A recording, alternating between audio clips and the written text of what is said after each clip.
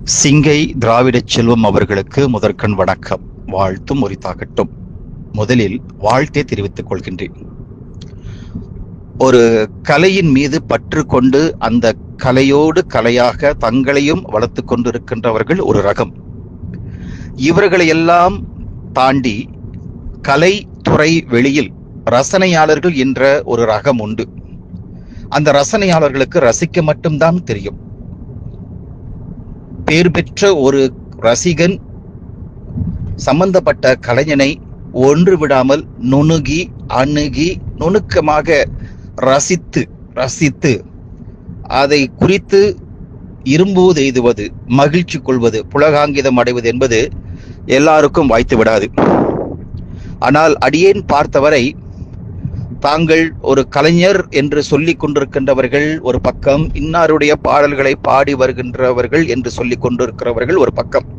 ஆனால் நீங்களோ, சிங்கை திராவிடச் செல்வம் அவர்களே, நீங்களோ பாட்டரசர் டி.எம். சௌந்தரராஜன் அவர்களை தவிர வேறு எவரையும் அந்த இடத்தில் வைத்து ஒப்பிட்டு பார்க்க முடியாத அளவுக்கு மிக மிக உயரத்தில் வைத்திருக்கின்றீர்கள் நமது பாட்டரசர் டி.எம். சௌந்தரராஜன் அவர்களை. அவர் மீது அப்படி ஒரு வெறித்தனமான பக்தி, கடவுளை விட இந்த கலைஞன் மீது தாங்கள் வைத்திருக்கின்ற அந்த பக்தியை நினைத்து எப்பொழுதுமே அடியேன் ஆச்சரியப்படுகின்றேன். வியப்பு ஒரு பக்கம், ஆச்சரியம் ஒரு பக்கம். இப்படியும் ஒரு மனிதரா என்று எனக்குள் நானே கேள்வி கேட்டுக் கொண்டிருக்கின்றேன்.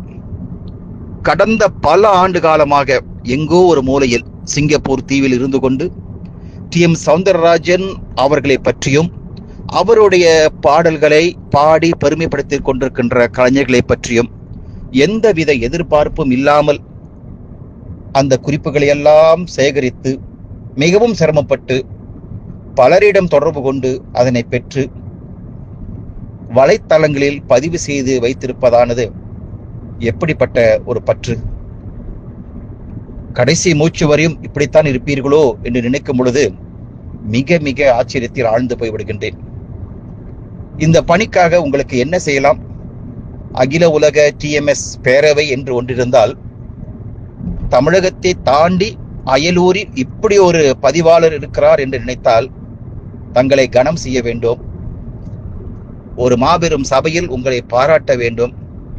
காரணம், ஒரு காலத்தில் கலைஞனுடைய படைப்புகள் அழியாமல் போகலாம்.